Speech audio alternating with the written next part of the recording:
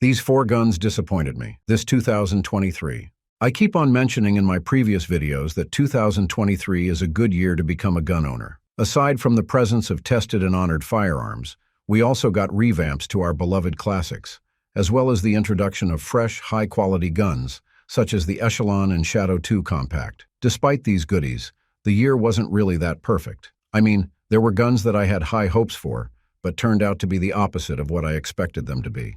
If you are curious about these guns, this video is just for you. What's up, everyone? This is your boy, Ted, from Line 45 channel. In this video, I am going to highlight the guns that really disappointed me in 2023. Keep in mind that these are just my personal take, and you could contradict them whenever you want. Still, I am going to justify why I feel that the following guns are a letdown.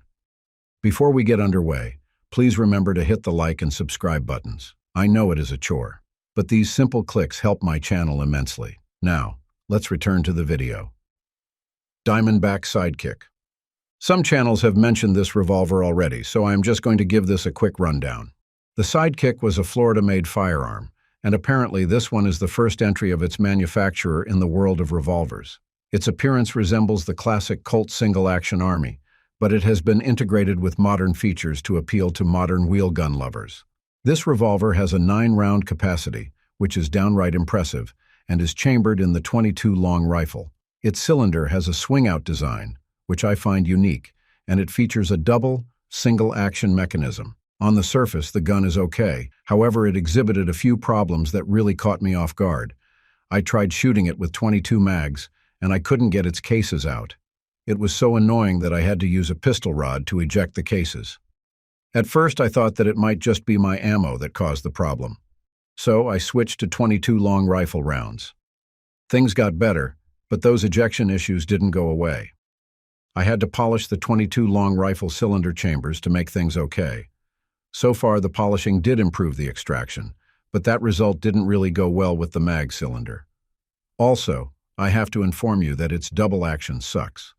Its single action pull is decent, but I didn't purchase a double-action revolver to use only its single action. I know you get my drift, and those are the reasons why I'm extremely disappointed with the Diamondback Sidekick revolver. Did you experience these problems as well? Let me know in the comment section below. Springfield Hellcat RDP. Before you raise your eyebrows, just listen to me first. We all know how good these Hellcat pistols are. If you haven't tried using one, then I encourage you to give it a try. It's an exceptional pistol that works really well for concealed carry purposes and general defensive applications. It's reliable, fast, and accurate, too. Now, the RDP is an interesting case. Essentially, the gun has all the hallmarks that made the Hellcat great. However, the RDP doesn't stand for Red Dot Pistol. Nah. Instead, it means Rapid Defense Package. As its name suggests, it's a package and not a special feature or anything. So, is that bad? Well, here's the thing.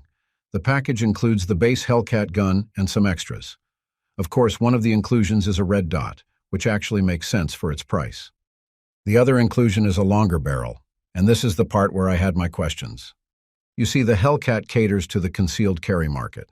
The gun is essentially a micro-compact 9mm and a rather good one. By logic, people want this gun because it's small.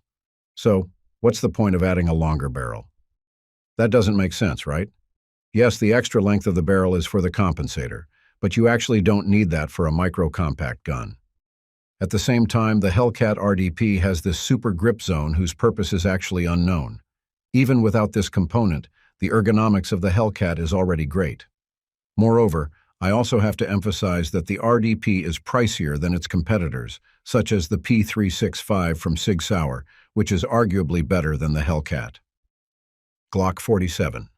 The Glock 47 is one of the latest releases of Glock this 2023. However, for those who don't know, this gun debuted a couple of years ago but wasn't made available for civilian purchase.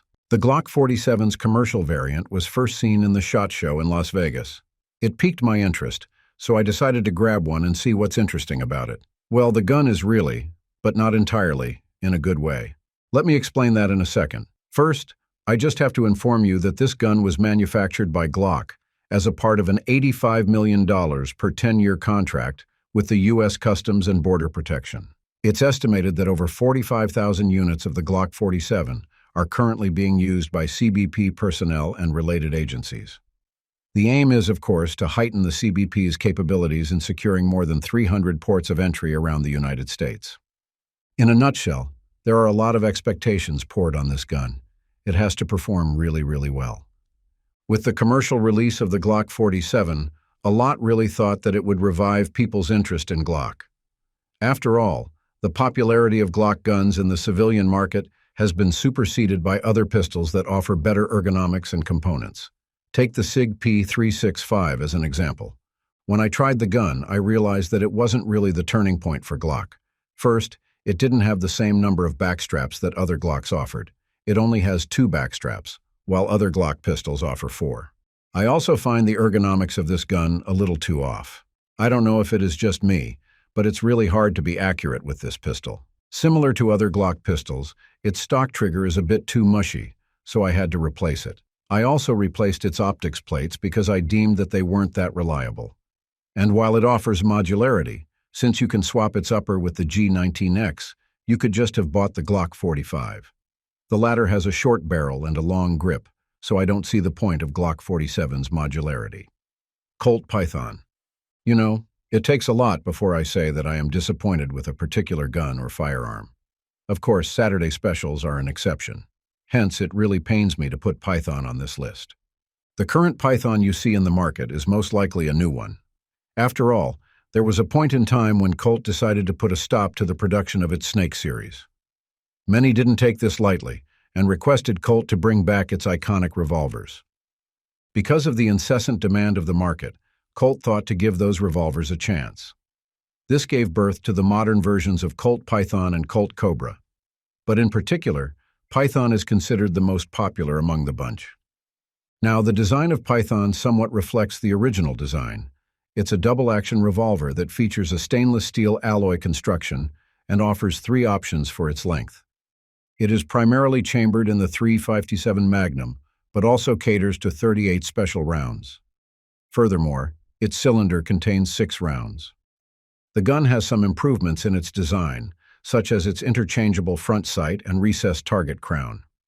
The walnut grip is still there, as well as the notable Colt medallion. On the surface, the gun is great. But the thing is, I don't think that this revolver is strong enough to handle Magnum rounds. In fact, many users have already complained about how fragile this revolver is, considering that it was crafted to shoot .357 Magnum loads. I thought that it was built like a tank. Now I realize that it's a glass cannon. Furthermore, multiple issues arose about its cylinder. Keep in mind that revolvers were called revolvers because of their revolving cylinders. Pull the trigger, and the cylinder revolves. A number of new Colt Pythons don't exactly do this. This problem was so bad that Colt had to request owners to get their Pythons sent back to the factory. Apparently, the issue was caused by faulty sight plate screws. And considering that this gun costs an MSRP of $1,499, I think shooters like us deserve better. Thanks for watching.